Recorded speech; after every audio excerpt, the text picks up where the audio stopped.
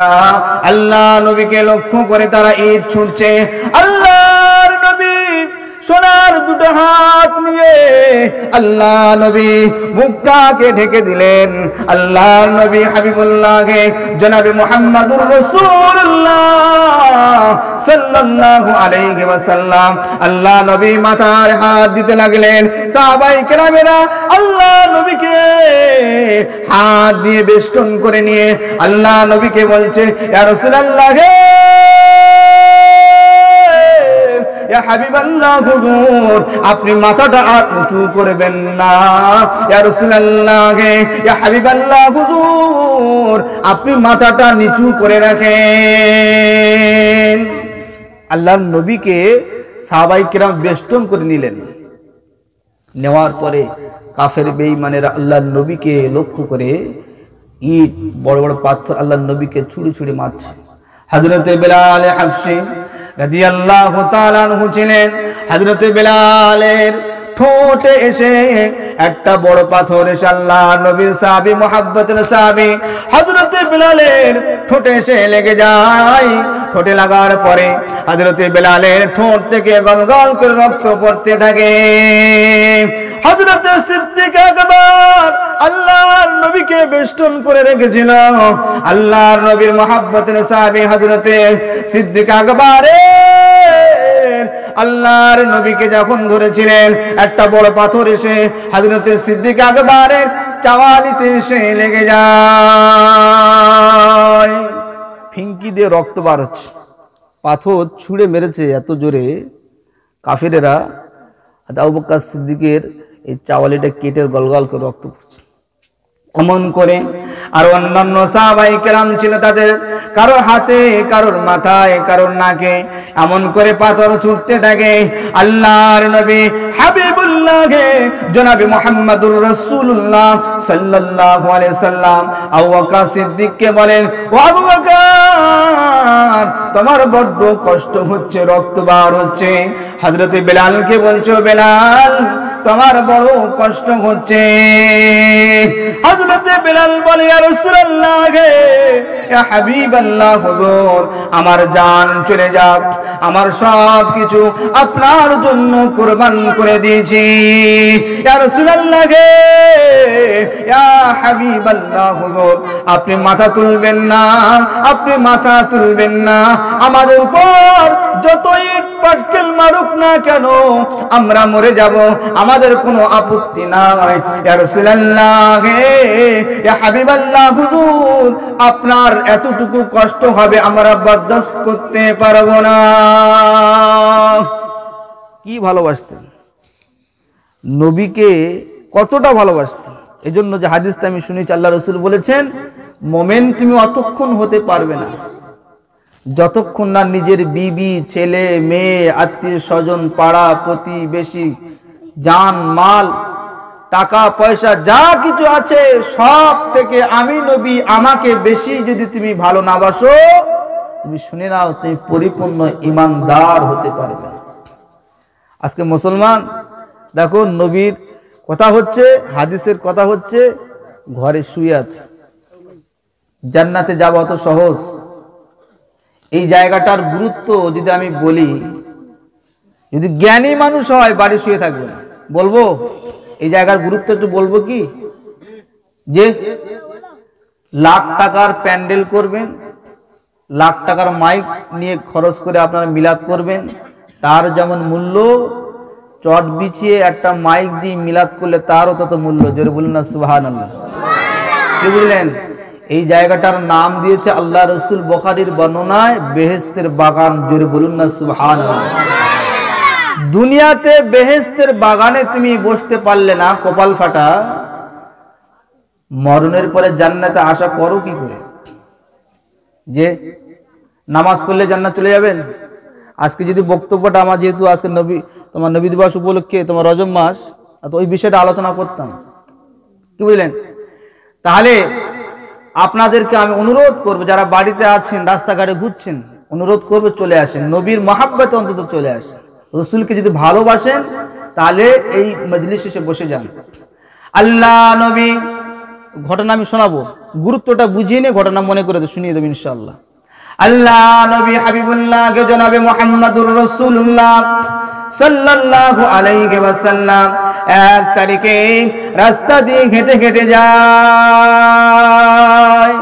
আল্লাহ নবী হাঁটছেন, হেঁটে হেঁটে বেশ কিছুটা গিয়ে দেখছে মাগরিবের নামাজ পড়ে আল্লাহ নবী পায়চারি করে হেঁটে হেঁটে যাচ্ছে, বেশ অনেকটা গেলেন। আল্লাহ নবী দাঁড়িয়ে গেলেন, দাঁড়িয়ে দাঁড়িয়ে দেখছেন একজন চোখ দুটো বন্ধ করে, আল্লাহ নবী দেখছেন চোখ দুটো বন্ধ করে একটু উঁচু জায়গায় দাঁড়িয়ে কয়েকজন বাচ্চা মানুষ, ছোট্ট ছোট্ট বাচ্চা, কয়েকজন বয়স্ক মানুষকে নিয়ে আল্লাহ নবীর একজন গরিব সাহাবী তিনি হাদিসের কথা, কোরআনের কথা গুলো শোনাচ্ছেন। জোরে বলুন না সুবহানাল্লাহ। আল্লাহ নবী হাবিবুল্লাহকে জনাবে মুহাম্মদুর রাসূলুল্লাহ সাল্লাল্লাহু আলাইহি ওয়াসাল্লাম দাঁড়িয়ে গেলেন। যাওয়ার পরে আল্লাহ নবী ওই সাহাবীর বক্তব্যগুলো শুনছেন, আর তিনি তো চোখ বন্ধ করে ওয়াজ করছেন। তিনি কি করছেন? চোখ বন্ধ করে হাদিসের কথা, কোরআনের কথা ওয়াজ করছেন। আল্লাহ নবী ওই গরিব সাহাবী চোখটা যখন খুললেন, খোলার পরে দেখছে আল্লাহ নবী দূরে দাঁড়িয়ে দাঁড়িয়ে তার বক্তব্যটা শুনছে। সাথে সাথে নেমে গেলেন, আল্লাহ নবীর কাছে আসলেন, ইয়া রাসূলুল্লাহ, ইয়া হাবিবাল্লাহ, হুজুর বিয়াদবি নেবেন না, হুজুর বিয়াদবি হয়ে গেছে, মাফ করে দিন। আপনি এসেছেন আমি জানি না, ইয়া রাসূলুল্লাহ, ইয়া হাবিবাল্লাহ, হুজুর আপনার উপস্থিতিতে আমি বক্তব্য দিয়েছি, আমি কথা বলেছি, হাদিস বলেছি, কোরআন বলেছি, ইয়া রাসূলুল্লাহ, ইয়া হাবিবাল্লাহ, হুজুর আমার বেয়াদবি হয়ে গেছে, আপনি আমাকে মাফ করে দিন। আল্লাহ নবী ওই সময় বলেছিলেন, শোনো শোনো শোনো ও গরিব সাহাবী শোনো, আমি নবী তোমার ওই জায়গাতে, তোমার ওই সামনে গিয়ে বসে যেতাম, আমি দেখতে পাচ্ছি আল্লাহ পাক আমাকে যতটা দেখায় তোমরা তা দেখতে পাও না। আল্লাহ নবী বলেন, আসমান থেকে নিয়ে আর জমিন পর্যন্ত তুমি যেখানে দাঁড়িয়ে দাঁড়িয়ে বক্তব্য রাখছিলে, ওই জায়গায় আল্লাহ পাকের রহমতের ফেরেশতারা বেষ্টন করে দাঁড়িয়েছিল। আল্লাহ নবী বলছে কোনো জায়গা খালি নেই যে সেই জায়গায় গিয়ে একটু দাঁড়িয়ে বসে যাব, এমন জায়গাও নেই। গরিব সাহাবী বাচ্চাদেরকে নিয়ে তিনি বক্তব্য দিচ্ছেন, ওয়াজ করছেন, তানার বাড়িতে মিলাদ দিয়েছেন। কি বুঝলেন? সেই চোখ আমাদের নেই। চোখ কটা? চোখ হলো তিনটে। কটা চোখ? তিনটে চোখ। আমাদের দুটো চোখ সামনে কপালের নিচে দুটো চোখ, আর একটা চোখ হচ্ছে অন্তরের চোখ। রাত্রে ঘুমিয়ে ঘুমিয়ে স্বপ্ন দেখো কেউ? অনেকে ভালো স্বপ্ন, খারাপ স্বপ্ন দেখে। যখন স্বপ্ন দেখি চোখ কিন্তু বন্ধ থাকে। কোন চোখ দিয়ে আমরা স্বপ্ন দেখি? বাড়িকে চিন্তা করবেন, চোখ তো বন্ধ থাকে না? থাকে না? ছবির মতো পরিষ্কার দেখতে পাচ্ছি কলকাতায় কি হচ্ছে না হচ্ছে, যে যেমন স্বপ্ন দেখে। অন্তরটা আমাদের কালো হয়ে গেছে। পরিষ্কার যদি আমি আপনি করি, তাহলে কিন্তু আস্তে আস্তে আস্তে আল্লাহ রাব্বুল আলামিন ওই চোখের পর্দাটা হটিয়ে দিলে আল্লাহ পাক তোমাকে নূর দেবেন। জোরে বলুন না সুবহানাল্লাহ। যে নূর আল্লাহ পাক দেবেন, সেই নূরের মাধ্যম দিয়ে আল্লাহ পাক তোমাকে অনেক কিছু দেখাতে পারেন। জোরে বলুন না সুবহানাল্লাহ। এজন্য করে বলবো, অনুরোধ করব, চলে আসেন এখনো যারা বাইরে আছেন। আল্লাহ নবী হাবিবুল্লাহকে জনাবে মুহাম্মদুর রাসূলুল্লাহ সাল্লাল্লাহু আলাইহি ওয়াসাল্লামকে সাহাবায়ে কেরামরা ধরে আছেন।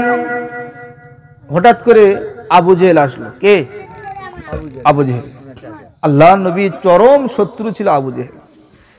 সব থেকে কিন্তু শত্রুতা করে কিন্তু নিজের লোক। কারা করে? পরে শত্রু করে কারা? নিজের লোক আগে। আবু জেহেল এসে আল্লাহ নবীর দস্ত মোবারকে হাতটাকে ধরলেন খুব জোরে, সজোরে।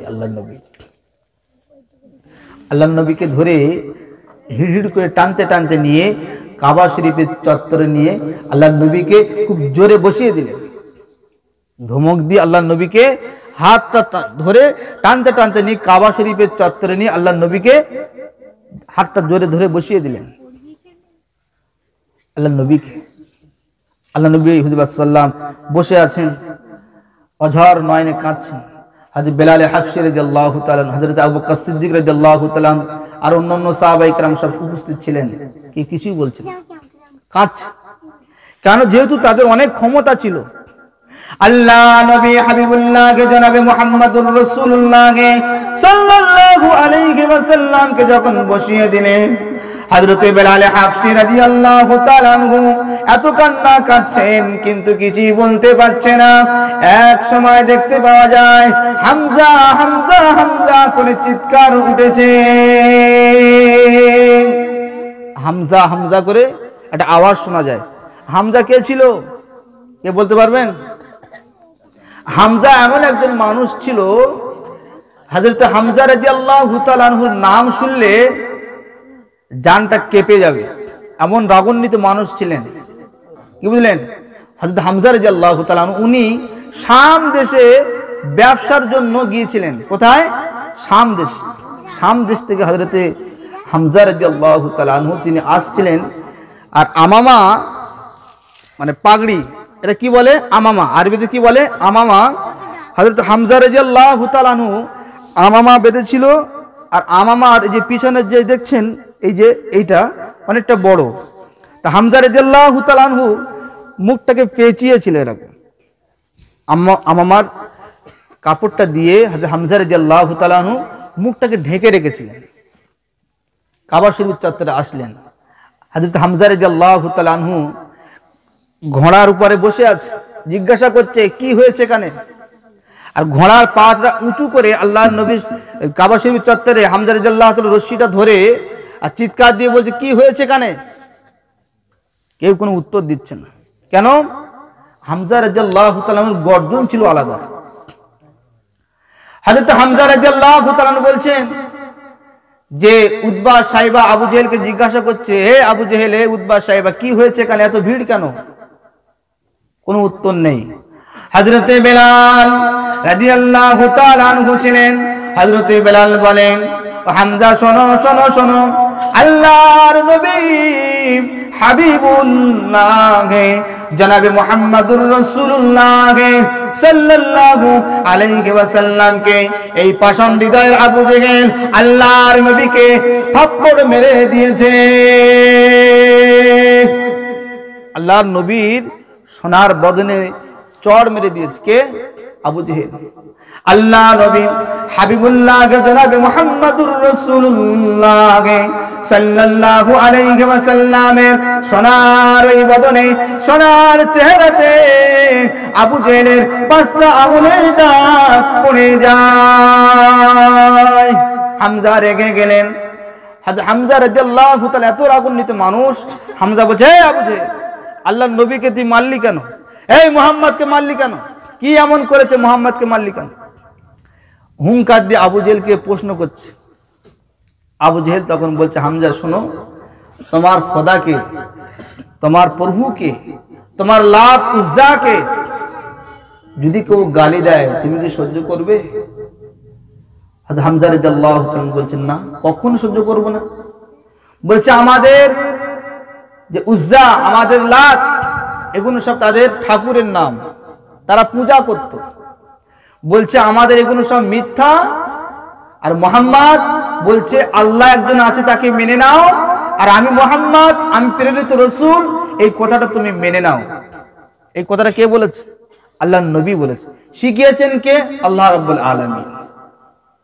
হযরত হামজা রাদিয়াল্লাহু তাআলা যখন শুনলেন, শোনার পরে আবু জেহেলকে বলছে, আবু জেহেল শোনো, যদি এই কথা বলে থাকে তার জন্য তুমি তাকে মারলে? মারলে কেন? এই মারলে কেন প্রশ্ন আমাকে দাও। কে বলছে? হযরতে হামজা রাদিয়াল্লাহু তাআলা। অবশেষে অনেক বড় ওয়াকিয়া শেষ বেশ আল্লাহর নবীর সামনে বসলেন। বসার পরে আল্লাহর নবীর হাতে হাত দিয়ে কলমা পড়ে হামজা রাদিয়াল্লাহু তাআলা মুসলমান হয়ে গেলেন। জোরে বলুন না সুবহানাল্লাহ। আবু জেহেল অবাক হয়ে গেলেন যে আমাদের সঙ্গী, একসঙ্গে আমরা এ করি, রাজ করি, আজকে মুহাম্মাদের হাতে হাত দিয়ে মুসলমান হয়ে গেল। এই ছিল নবীর মহাব্বত, ভালোবাসা। আর বেঈমান কাফেরেরা আল্লাহর নবীকে সর্বক্ষণ সর্বদা আল্লাহর নবীকে কষ্ট দিয়ে গেছে। হাজী সাহেব মানুষ যারা আছে, হসপিটালে যারা গিয়েছেন তারা জানে আবু জেহেলের সেই ঘরে এখনো মানুষ পেশাব পায়খানা করে, ঠিক কিনা? পেশাব পায়খানা করে। আল্লাহর নবী কি নবী আমাদের ছিলেন! আল্লাহ নবী, বিশ্ব নবী হাবিবুল্লাহ জনাবে মুহাম্মদুর রাসূলুল্লাহ সাল্লাল্লাহু আলাইহি ওয়াসাল্লাম 1 তারিখে একটা যুদ্ধের ময়দান থেকে তিনি আসছিলেন, কষ্ট হয়ে গেছে। আল্লাহর নবী একটু বিশ্রাম নিচ্ছেন। গাছ আল্লাহকে বলছে ইয়া রাব্বুল আলামিন, আল্লাহর নবী শুয়ে আছে, আমি গাছ, আমি এখান থেকে ওখানে যেতে পারবো না, ইয়া রাব্বুল আলামিন আপনি আমাকে বন্দোবস্ত করে দেন, আমাকে সেই ক্ষমতা দেন, আল্লাহর নবীকে একটু ছায়া করে আসি। জোরে বলুন না সুবহানাল্লাহ। আল্লাহ পাক বললেন ঠিক আছে যাও। হাদিস পাকের মধ্যে এসেছে এই গাছ মাটি ভেদ করে মাটিটাকে দুদিকে সরিয়ে দিয়ে আল্লাহর নবীর মাথার ওখানে গিয়ে বদনের কাছে গিয়ে আল্লাহর নবীকে একটু ছায়া করে বেশ অনেকক্ষণ ছিলেন। থাকার পরে আবার তার গন্তব্যে চলে গিয়েছিলেন। জোরে বলুন না সুবহানাল্লাহ। গাছরা পর্যন্ত আল্লাহর নবীকে ভালোবাসে। বনের হরিণের ঘটনা আপনারা শুনেছেন, কত ভালোবাসত আল্লাহর নবীকে। সেই বিশ্ব নবী হুজুর পাক সাল্লামকে যারা ভালোবাসবে, কিয়ামতের দিনে, কাল মাহশরের দিনে শাফায়াত আল্লাহর নবী তাহলে পাইবে, অন্যথায় তুমি পাবে না। নবীর শাফাআত পেতে গেলে নবীকে মহাব্বত করতে হবে, ভালোবাসতে হবে। আর নবীর মহাব্বত ভালোবাসা যদি অন্তরে না থাকে, কিয়ামতের ময়দানে কোনো স্থান তোমার হবে না। মদিনার মসজিদে নববী শরীফে, ওই মদিনা কখনো শরীফ হতো না, মক্কা কখনো শরীফ হতো না।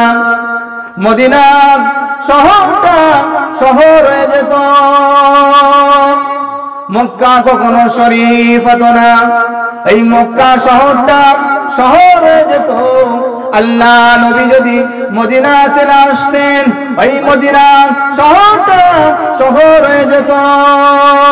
আল্লাহ নবী হাবিবুল্লাহ জনাবে মুহাম্মদুর রাসূলুল্লাহ সাল্লাল্লাহু আলাইহি ওয়াসাল্লামের কদমের ধুলার ওসিলাতে ওই মক্কা, ওই মদিনা শহরটা মদিনা শরীফ হয়েছে। জোরে বলুন না সুবহানাল্লাহ।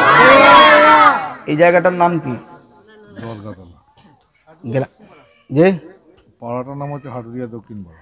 এই হাটুরিয়া দক্ষিণ পাড়াতে যদি আল্লাহর নবী আসতেন, হাটুরিয়া দক্ষিণ পাড়া নাম থাকতো, কি হতো?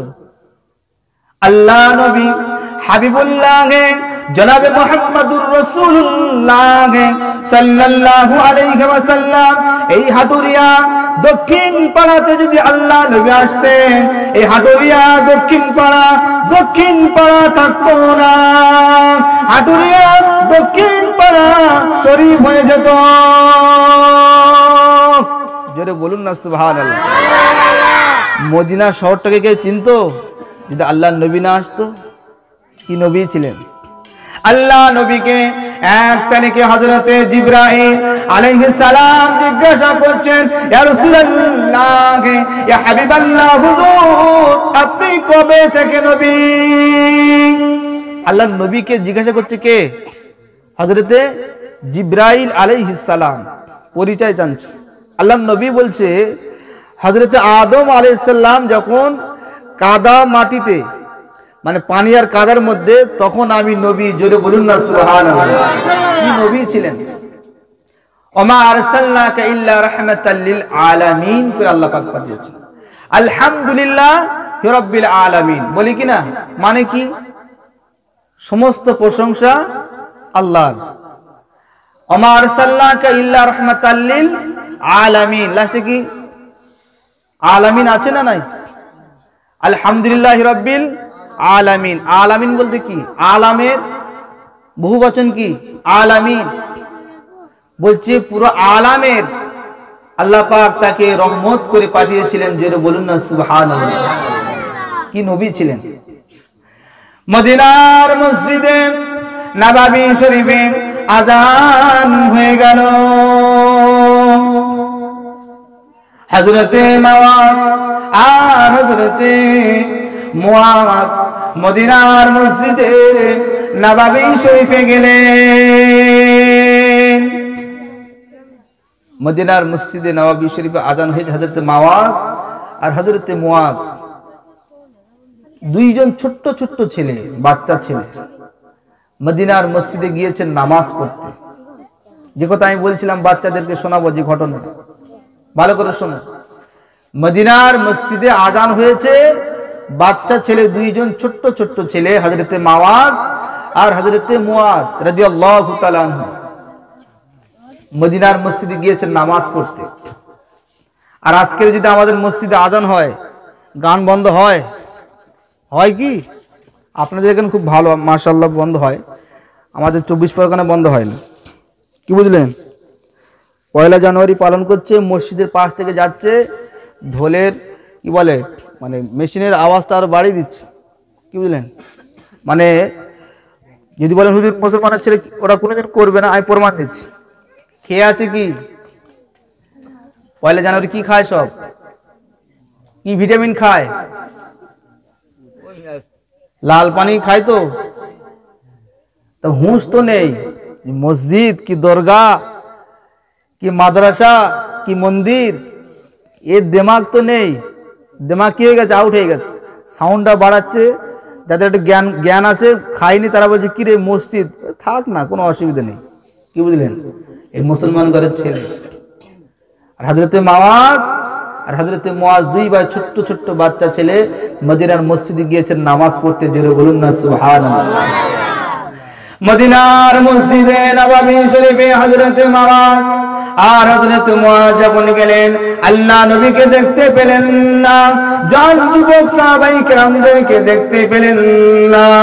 আল্লাহ নবীর ছোট্ট দুটো সাহাবী আল্লাহ নবীকে যখন দেখতে পায় না, জন যুবক সাহাবায়ে কেরামদেরকে যখন দেখতে পাচ্ছে না, নামাজটা আদায় করে বাড়িতে আম্মা জানকে বলেন, ও আমাদের আম্মা জান বলো বলো আল্লাহ নবী মসজিদে নববীতে নাই, জন যুবক সাহাবায়ে কেরামেরা মসজিদে নববীতে নাই, ও আমাদের আম্মা জান বলো বলো আল্লাহ নবী কোথায় গিয়েছে? আল্লাহ নবীকে দেখতে পেলাম না। ওই সময় আম্মা জান বলেন, ও আমার ছেলেরা, ও আমার সন্তানেরা, শোনো শোনো, তোমরা কি জানো না আল্লাহ নবীর চরম শত্রু এই আবু জেহেল যুদ্ধের জন্য দামামা বাজিয়েছে। আল্লাহ নবী হাবিবুল্লাহকে জনাবে মুহাম্মাদুর রাসূলুল্লাহ সাল্লাল্লাহু আলাইহি ওয়াসাল্লাম জন যুবক সাহাবায়ে কেরামদেরকে নিয়ে বদরের প্রান্তরে গিয়েছে। কোথায় গিয়েছে? বদরের প্রান্তরে। কাদেরকে নিয়ে গেছে? জন যুবক ছেলেদেরকে নিয়ে গেছে।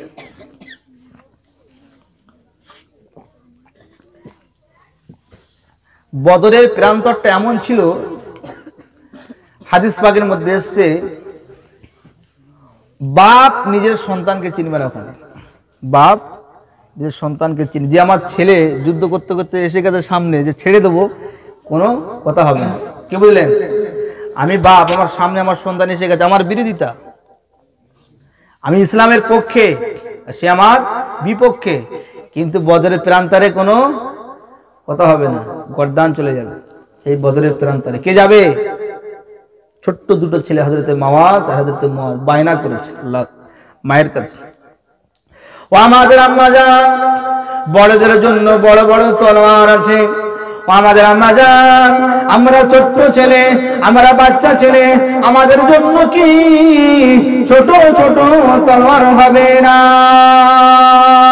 আম্মা জান বলেন, ও আমার ছেলেরা, ও আমার সন্তানেরা, একটু দাঁড়াও, একটু অপেক্ষা করো। আম্মা জান হুজরার মধ্যে ঢুকলেন। ঘরের মধ্যে ঢোকার পরে আম্মা জান দুটো ছোট্ট ছোট্ট তলোয়ার নিয়ে হযরতে মাওয়াজ আর হযরতে মুয়াজ দুই ভাইয়ের হাতে তুলে দিলেন। আম্মা জান বলেন, ও ও আমার ছেলেরা শোনো শোনো, শাহাদাত আঙুল দিয়ে দেখিয়ে দিলেন, এই যে পথটা দেখতে পাচ্ছ, এই পথ দিয়ে চলে যাও, দেখতে পাবে বদরের প্রান্ত। আল্লাহ নবীর ছোট্ট দুটো সাহাবী হযরতে মাওয়াজ আর হযরতে মুআজ, হাদিস পাকের মধ্যে পাওয়া যায় যখন তারা ছুটতে থাকে, হাদিস পাকে লিখেছে ছোট্ট মাওয়াজ আর ছোট্ট মাওয়াজ যখন ছুটতে থাকে, ঘোড়া যখন ছোটে, ঘোড়ার সাথে সাথে পিছন দিক থেকে যেমন ধুলো উঠতে থাকে, অনুরূপ ভাবে হযরতে মাওয়াজ আর হযরতে মুআজ যখন বদরের প্রান্তরের দিকে যায়, মনে হচ্ছে যেন দুটো ঘোড়া ছুটে ছুটে বদরের প্রান্তরের দিকে আসছে। শুধু তাই নয়, দুই ভাই যখন ছুটতে থাকে, মনে হচ্ছে যেন দুটো ঘোড়া রেস দিয়ে বদরের প্রান্তরের দিকে যায়। অনেকটা পা যাওয়ার পরে আল্লাহ নবীর সাহাবায়ে কেরামেরা দূর থেকে দেখতে পাচ্ছে দুটো ঘোড়া যেন রেশারেশি করে বদরের প্রান্তরের দিকে আসছে। আল্লাহর নবী হাবিবুল্লাহ জনাবে মুহাম্মদুর রাসূলুল্লাহ সাল্লাল্লাহু আলাইহি ওয়াসাল্লামের মহব্বতের দুইজন সাহাবী বাচ্চা ছেলে বদরের প্রান্তরের কাছাকাছি যখন গেলেন, আল্লাহ নবীর সাহাবায়ে কেরামেরা দেখতে পায় দুটো বাচ্চা ছেলে বদরের দিকে আসছে। পৌঁছে গেলেন, বাচ্চা দুটো যখন পৌঁছে গেলেন, আল্লাহর নবীর সাহাবায়ে কেরামেরা জিজ্ঞাসা করে, ও ছেলেরা, ও বাচ্চা ছেলেরা, তোমরা এখানে এসেছো কেন?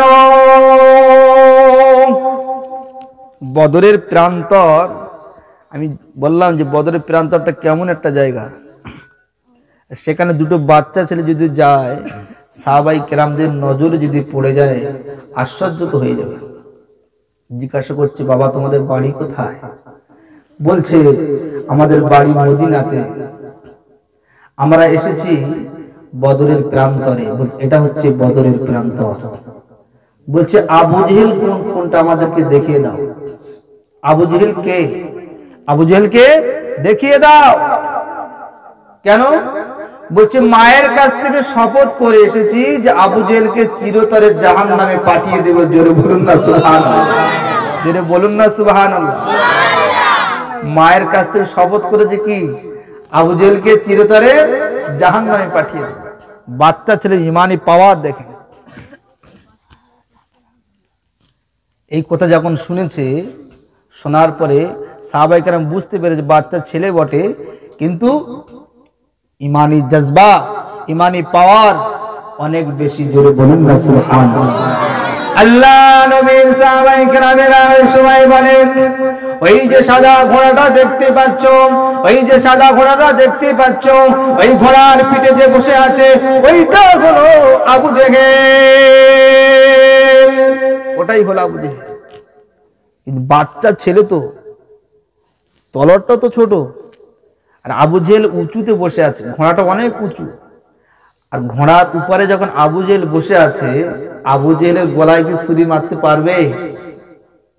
ইম্পসিবল। কি করে হবে? বলে রাখে আল্লাহ, মারে কে? মারে আল্লাহ, রাখে কে? আল্লাহ যদি সহায় থাকে কেউ কিছু করতে পারবে না। আল্লাহ পাক বুদ্ধি দিয়ে দিলেন হযরত মুআজকে, আল্লাহ পাক ব্রেনে একটা বুদ্ধি দিলেন যে ঘোড়ার সামনের পায়ের দিকে মারো, মারলে দেখবে আবু জেহেল সামনের দিকে ঝুঁকে যাবে। জোরে বলুন না সুবহানাল্লাহ। ঘোড়ার পায়ের সামনের দিকে তলোয়ার চালিয়ে দিলেন। দেওয়ার সাথে সাথে আবু জেহেল যখন ঝুঁকে যায়, আল্লাহর নবীর মহব্বতের দুইজন বাচ্চা সাহাবী, আল্লাহর নবীর মহব্বতের দুইজন বাচ্চা সাহাবী আবু জেহেলের গর্দানের উপরে তলোয়ার চালিয়ে দেয়। চিরতরে আবু জেহেলকে জাহান্নামে পাঠিয়ে দিলেন। জোরে বলুন না সুবহানাল্লাহ। বাচ্চা ছেলের হাতে অত বড় হাস্তি, অত বড় ক্ষমতাবান, মৃত্যু হলো কার হাতে? ছোট্ট দুটো বাচ্চার হাতে। বলার উদ্দেশ্য হলো আমার এটাই, পাওয়ার তোমার কতদিন থাকবে, ক্ষমতা কতদিনের? যতই তুমি ক্ষমতা দেখাও, কিয়ামতের ময়দানে, কাল মাহশরের ময়দানে সব ক্ষমতার মালিক যিনি একজন, তিনি কে? আল্লাহ। আল্লাহ রাব্বুল আলামিন কিয়ামতের মাঠে কি বলবেন জানেন? যে আজকে বাদশাহী কার? আজকে বাদশাহী কার? আল্লাহ পাক বলবেন কিয়ামতের ময়দানে। ওই দিন কোনো জবাব থাকবে না, কোনো রিপ্লাই থাকবে না। আল্লাহ পাক নিজে নিজে বলবে আজকে বাদশাহী আমার। জোরে বলুন না সুবহানাল্লাহ। আল্লাহ পাক বলবেন ইয়া জাব্বারুকা, মানে অত্যাচারী শাসক, সেই সমস্ত শাসক কোথায় আছো আজকে? কোনো রিপ্লাই থাকবে না কিয়ামতের ময়দানে, কাল মাহশারের ময়দানে, যেদিন একটা সূর্যের 12টা মুখ হয়ে যাবে, মানুষের মাথার গিনুগুলো টকবক টকবক করে ফুটবে, নাক থেকে কান থেকে, হাদিস পাকের মধ্যে এসেছে জিহ্বাটা নাভি পর্যন্ত ঝুলে যাবে, আর মাটিটা পুরো তামা হয়ে যাবে। জাহান্নাম গর্জন করবে। জাহান্নাম কি করবে? গর্জন করতে থাকবে, মানে জাহান্নামীদেরকে নেওয়ার জন্য গর্জন করবে। কিয়ামতের ময়দানে এত কঠিন একটা ময়দান হবে, ঈমানদার যারা হবে তাদের ডান দিক থেকে আল্লাহ পাক আমলনামা দেবেন। জোরে বলুন সুবহানাল্লাহ। আর যারা বেঈমান কাফের হবে কি বলবেন জানেন? কিয়ামতের ময়দানে, কাল মাহশারের ময়দানে আল্লাহ পাক যখন বিচার করবেন, কিয়ামতের ময়দানে একটা গরু গিয়ে আল্লাহর কাছে বলবে, একটা ছাগল গিয়ে আল্লাহর কাছে বলবে, একটা বনের পশু আল্লাহর কাছে গিয়ে বলবে ইয়া রাব্বুল আলামিন আপনি বিচার করে দেন। কিয়ামতের ময়দানে একটা গরু ছাগলের বিচার কেমন হবে শুনুন। দুনিয়াতে যদি আপনি মানুষ হয়ে যারা ক্ষমতায় আছে বিচার নিতে যাবেন, আপনার সুবিচার কিন্তু সে করে দেবে, কিন্তু কিয়ামতের ময়দানে আল্লাহ রাব্বুল আলামিন সুবিচার কেমন করে করবেন দেখেন। কিয়ামতের ময়দানে যখন বিচার দেওয়া হবে, আল্লাহ রাব্বুল আলামিন সেই ছাগল বা গরু বা মোষ তার বিচারটাও আল্লাহ পাক করে দিবেন। জোরে বলুন না সুবহানাল্লাহ। কেমন বিচার করবেন? যেহেতু আল্লাহ রাব্বুল আলামিন মিজানের পাল্লাকে হাজির করবেন, ন্যায় বিচার করবেন। কিয়ামতের ময়দানে আল্লাহকে বলি ইয়া রাব্বুল আলামিন আমি দুর্বল ছিলাম, অসুস্থ ছিলাম, যায়েফ ছিলাম, ইয়া রাব্বুল আলামিন মাঠে যখন আমি ঘাস কাটছিলাম, পাশে আমার আরেকজন ভাই সে ছিল, সে শক্তিশালী, তার শক্তি ছিল, আমাকে শিং দিয়ে গুতিয়ে আমাকে ওই সময় দুর্বল করেছিল, আমি সেই সময় মারা গিয়েছিলাম। আজকে কিয়ামতের ময়দানে আমার বিচারটা আপনি করে দেন। আল্লাহ রাব্বুল আলামিন দুনিয়াতে যে শক্তিশালী ছিল তাকে আল্লাহ পাক দুর্বল করে দেবেন, আর যে দুর্বল ছিল দুনিয়াতে আল্লাহ পাক কিয়ামতের ময়দানে তাকে শক্তিশালী করে দেবেন। জোরে বলুন না সুবহানাল্লাহ। আল্লাহ বলে গুতা, এবারে তুমি গুতাও। যখন গোতাবে, গোতানোর পরে সেম টু সেম দুনিয়াতে যেমনটা করেছিল কিয়ামতের ময়দানে তেমনটা হয়ে যাবে। এই দৃশ্য দূর থেকে কিছু মানুষ দেখবে। সূরা নাবার তাফসীর শোনাচ্ছি 30 পারার। কোন সূরা? সূরা নাবার। গাল গপ্প করছি না। আল্লাহ রাব্বুল আলামিন এই বিচার যখন করবেন, দূর থেকে কিছু মানুষ দাঁড়িয়ে দাঁড়িয়ে দেখবে, দাঁড়িয়ে দাঁড়িয়ে এই বিচারটা আল্লাহ পাকের এই বিচারটাকে তারা দেখবে। দেখার পর কি বলবে জানেন? ইয়া লাইতানি কুনতু তুরাবা, ইয়া লাইতানি কুনতু তুরাবা ইয়াওমা ইয়াকুমুর রূহু ওয়াল মালাইকাতু সাফফান লা ইয়াতাকাল্লামুন। লাস্টে সূরা নাবার লাস্টে আছে ইয়া লাইতানি কুনতু তুরাবা, 30 পারার প্রথম সূরা। হায় আফসোস, মানুষ না হয়ে যদি মাটি হতাম কতই না ভালো হতো। কেন? তাদের বিচার করার পর আল্লাহ বলবে তুরাব, এটা আমরের সিগা, হুকুম করবেন তুরাব, অর্থাৎ হুকুম করে যা মাটি হয়ে যা। বিচার করার পরে আল্লাহ পাক যখন বলবেন তুরাব মাটি হয়ে যা, তখন সাথে সাথে মাটি হয়ে যাবে। জোরে বলুন না সুবহানাল্লাহ। এই দৃশ্য যখন দেখবে, দেখার পরে তারা বলবে, বেঈমান কাফেররা বলবে হায় আফসোস, যদি মানুষ না হয়ে মাটি হতাম কতই না ভালো হতো। কেন? তাহলে আমাদের আর বিচার হতো না, আমাদের আর বিচার হতো না, আমরা মাটি হয়ে যেতাম, আমাদেরকে আর জাহান্নামে যাওয়া লাগতো না। কিন্তু কিয়ামতের ময়দানে যতই আফসোস করো না কেন আর তুমি দুনিয়াতে আসতে পারবে না। এজন্য এখনো সময় আছে, নামাজ পড়ো। অনুরোধ করে যাব আমার প্রত্যেক মুসলমান ভাই বোন, আমার চাচাজি যারা আছেন, এখনো সময় আছে, নামাজ পড়ুন। কিয়ামতের ময়দানে, কাল মহাশরের ময়দানে বিপদে পড়ে যাবে। আর নামাজবিহীন যে আমল আপনি করবেন, হাদিসের ভাষায় এসছে, কোন আমল কিন্তু গ্রহণযোগ্য হওয়া খুব অসম্ভব হয়ে যাবে। একটা হাদিস শোনাবো, রাগ করবেন না তো কেউ? বলবো বেনামাজির একটা হাদিস শোনাবো, যেহেতু আমার মুসলমান ভাই, একটা শোনাই। বেশি শোনাবো না, কষ্ট পাবে। মান তারাকা সালাতান মুতাম্মিদান ফালাইসা মিন্না। মান তারাকা সালাতান মুতাম্মিদান ফালাইসা মিন্না। আপনি নোট করে নেন হাদিসটি, সহিহ হাদিস। মান মানে যে, তারাকা মানে ছেড়ে দেওয়া। মান তারাকা যে ব্যক্তি ছেড়ে দেয়, সালাতান পাঁচ ওয়াক্ত নামাজ নয়, সালাতান দুটো জাবার আছে, যেটা আরবি গ্রামার যারা বোঝে তারা বুঝতে পারবে।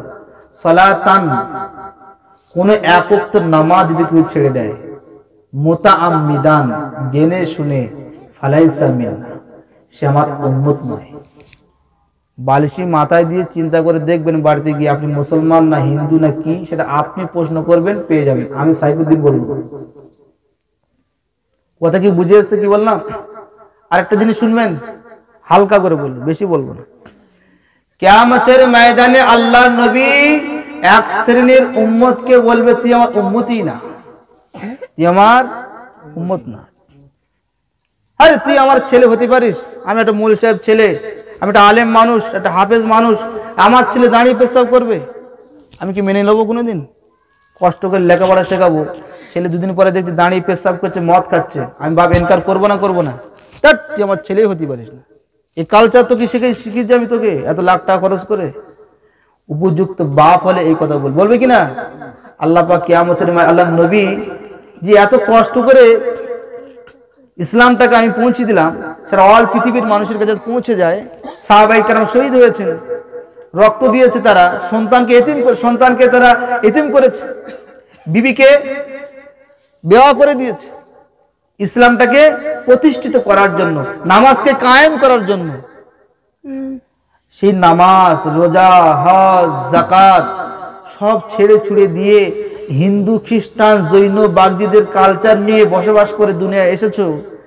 এখন আমি আখিরি নবীর উম্মত বলে তুমি দাবি করছো, লজ্জা লাগে না? আমার উম্মতই না, কি করবেন তখন? আল্লাহ নবী যদি কারো ইনকার করে দেয়, কখনো সে জান্নাতে যেতে পারবে না। নবী যদি কারো শাফাত করে, তাহলে কিন্তু সে জান্নাতে যেতে পারবে। আমার একটা হাদিস শুনে রেখেছি, মুসলিম শরীফের হাদিস। হাদিসটা কোন হাদিস? মুসলিম শরীফের হাদিস, আমরা সবাই জানি কি?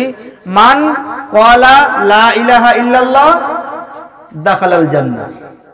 মান ক্বালা লা ইলাহা ইল্লাল্লাহ দাখালাল জান্নাহ। যে ব্যক্তি, মান মানে যে ব্যক্তি বোঝায়, মান ক্বালা যে বলল, মান ক্বালা লা ইলাহা ইল্লাল্লাহ মানে যে ব্যক্তি এই কলমা পড়লো, লা ইলাহা ইল্লাল্লাহ, নেই কোনো ইলাহ, নেই কোনো মাবুদ, ইল্লাল্লাহ মাগার কিন্তু আল্লাহ আছে, মুহাম্মাদুর রাসূলুল্লাহ, মুহাম্মদ তার প্রিয় রাসূল। বলছে কি, যে ব্যক্তি একবার কলমা পড়লো সে জান্নাত চলে যাবে। কোথায় পেয়েছেন? হ্যাঁ, মান ক্বালা লা ইলাহা ইল্লাল্লাহ দাখালাল জান্নাহ। কত হিন্দু, খ্রিস্টান, জৈন তারা কিন্তু কলমা পড়তে পারে, আমাদের থেকে ভালো কলমা পড়তে পারে, আমাদের থেকে হাদিস ভালো পড়তে পারে। তারা কি জান্নাতে যাবে? কখনো নয়। আল্লাহর নবীকে এতক্ষণ টান দিয়ে অনেক কথা শুনেছেন, কিছু গুরুত্বপূর্ণ বিষয় বলে শেষ করে দেব। আল্লাহর নবীকে যারা ঈমানি হালাতে দেখেছেন তাদেরকে বলা হয় কি? সাহাবায়ে কেরাম। নবীকে আবু জেহেল, ভালো করে শুনুন, নবীকে আবু জেহেল দেখেছে কিনা? আল্লাহ নবীকে দেখেনি আবু জেহেল? উতবা সাহেবা দেখেনি? দেখেছে কিনা? আবু লাহাব দেখেনি? দেখেছে। কিন্তু তারা জাহান্নামে যাবে কিনা? কেন?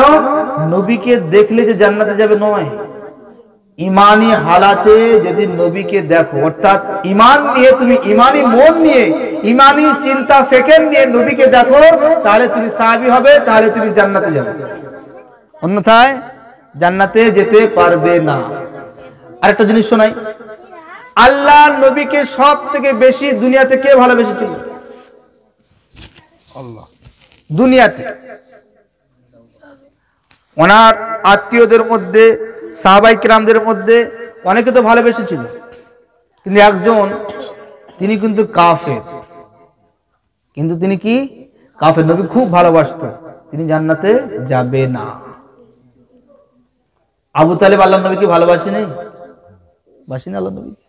ওফ, সারা পৃথিবীর কোন মানুষ আবু তালেবের মতো কেউ ভালোবাসতে পারে আল্লাহর নবীকে? এত ভালোবাসত, সে পর্যন্ত জাহান্নামে যাবে। আল্লাহর নবী আবু তালেবকে বলছে মৃত্যুর সময়, এত মৃত্যু শয্যায় শাহিত, আল্লাহর নবী বলছে যে একবার তুমি কলমা পড়ে নাও, কিয়ামতের ময়দানে আমি তোমার জন্য সুপারিশ করব জান্নাতে নিয়ে যাওয়ার জন্য, একবার পড়ে নাও। পড়েনি। যখন ইন্তেকাল করেছিলেন, একজন সাহাবী আল্লাহর নবীকে বলছে, ইয়া রাসূলুল্লাহ, ইয়া হাবিবাল্লাহ, হুজুর আমি কিন্তু শুনেছি আবু তালেব কালমা পড়েছে। আল্লাহর নবী বলেছিলেন, আমি কিন্তু নিজ কানে শুনিনি, যে আমি নবী শুনতাম তাহলে কিয়ামতের দিন ওকে আমি আল্লাহর কাছে আমি শাফায়াতের জন্য বলতাম জান্নাতে নিয়ে যাওয়ার জন্য, আমি নবী কিন্তু নিজ কানে শুনিনি। আবু তালেব জাহান্নামে যাবে, সব থেকে কম শাস্তি হবে কি, পায়ে একটা আগুনের জুতা, লোহার আগুনের জুতা বানিয়ে আবু তালেবের পায়ে খড়ম বানিয়ে দেওয়া হবে। আচ্ছা বলুন, আমি পায়ে মোজা পরে আছি, আমার পাটা যদি ওই মোজাটা লোহার হয় আর গরম হয়, আমি বসে থাকতে পারবো এখানে? তো জাহান্নামে আবু জেহেলকে, আবু তালেবকে আল্লাহ রাব্বুল আলামিন এই শাস্তি দেবেন, পায়ে খড়মটা থাকবে কিসের? আগুনের। সব থেকে কম শাস্তি জাহান্নামে এটা। সে কিন্তু জান্নাতে যেতে পারবে না। শর্ত কি? ঈমান নিয়ে যদি থাকতো তাহলে কিন্তু সে জান্নাতে যেতে পারত। আর যদি ঈমান হারা হয়ে যায়, রাসূল বলেছেন সকালে ঈমান থাকবে, সন্ধ্যে ঈমান হারা হয়ে যাবে। তাহলে আপনি ঈমানদার দাবি করছেন, মাথায় টুপি দিয়েছেন, জুব্বা পরে আছেন, দাড়ি আছে, ঈমানদার, কিন্তু কিছু কিছু কারণে আপনার ঈমান যে নষ্ট হয়ে যাচ্ছে, আপনি যে হারিয়ে ফেলছেন ঈমান, এদিকে কিন্তু আমরা একবারও কিন্তু ধ্যান দেই না যে আমাদের ঈমানটা নষ্ট হয়ে যাচ্ছে। এজন্য করে আমাদের ধ্যান দেওয়া দরকার আমাদের ঈমানটা কোন জায়গায় দাঁড়িয়ে আছে। যে কথা আমি বললাম, মান তারাকা সালাতান মুতাআম্মিদান ফালাইসা মিন্না, জেনে শুনে এক ওয়াক্ত নামাজ ছেড়ে দিলে তাহলে কি হবে? রাসূল বলছেন আমার উম্মতের মধ্যে সে নয়। আবার আরেকটা হাদিস শোনাই, আরেকটা জিনিস, সেটা হচ্ছে বলা হয়েছে ইন্নাস সালাতা তানহা আনিল ফাহশাই ওয়াল মুনকার, নামাজ সমস্ত খারাপ কাজ থেকে রুখে দেয়। জোরে বলুন না সুবহানাল্লাহ। নামাজ সমস্ত খারাপ কাজ থেকে রুখে দেয়। ইন্নাস সালাতা তানহা আনিল ফাহশাই ওয়াল মুনকার। তাহলে নামাজ পড়ে আমরা কিন্তু খারাপ কাজ থেকে যখন দূরে যেতে পারছি না আর জড়িয়ে পড়ছি, সূত্র হলো তাহলে তোমার নামাজটা ঘাটতি হচ্ছে, না সুন্নতের ঘাটতি হচ্ছে, নফলে ঘাটতি হচ্ছে, ওযুতে ঘাটতি হচ্ছে, রুকু সেজদায় ঘাটতি করছেন, তাসবিহ তাহলিলে, কেরাতে, অশুদ্ধ কোরআন তেলাওয়াত, যে কোনো জায়গায় দুর্বল হচ্ছে। এই জন্য করে আপনি নামাজ পড়ার পরেও খারাপি থেকে বাঁচতে পারছেন না। আরেকটা সূত্র হলো, যারা নামাজ পড়েন, এটা আপনি আপনার দিলে গেঁথে নেন যে আপনার নামাজ কবুল হচ্ছে কি হচ্ছে না আপনি বুঝতে পারবেন। মনে করুন সারাটা দিন আপনি 10টা গোনা করেন, নামাজ পড়ার পরে যদি একটা করে গোনা মাইনাস হয়ে যায়, তাহলে কিন্তু আপনার নামাজটা কবুলিয়াতের দিকে যাচ্ছে। যেটা বলুন না সুবহানাল্লাহ। আর নামাজ পড়ার পরে যদি লোকের জমির আল ঠেলা হয়, তাহলে কি হবে? তাহলে কিন্তু নামাজ কবুল হচ্ছে না, এটা মাথায় রাখবেন। আবার নামাজ পড়েও গোনা নিয়ে বাড়ি যেতে হবে। ওয়া শুনেছেন কোনো সময়? নেটে সার্চ করে দেখবে, নামাজ পড়ে গোনা নিয়ে বাড়ি যাবেন। কেমন? মসজিদে নামাজ পড়তে গিয়েছেন, নামাজ আপনি পড়লেন, 4 রাকাত নামাজ পড়লেন, 4 রাকাত নামাজ পড়তে হয়তো মনে করো 8 মিনিট সময় লাগে, 2 মিনিট নামাজ পড়ে চলে গেছে, তাহলে কেমন নামাজ পড়েছো?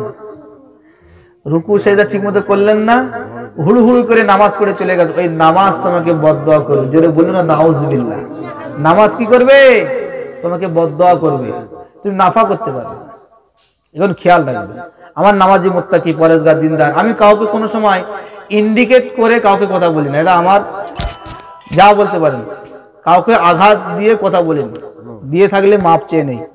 কথা হচ্ছে নামাজি মানুষ যারা আছেন আপনারা এইগুলো মেনে চলবেন। আর বেনামাজি মানুষ যারা এখন নামাজ পড়ছেন না তাদের অনুরোধ করে যাব, আপনার নামাজ পড়ুন। আপনার কি প্রয়োজন আল্লাহ পাকের কাছে চাইবেন। আল্লাহ বলছেন ফাযকুরুনি আযকুরকুম, বান্দা ফাযকুরুনি,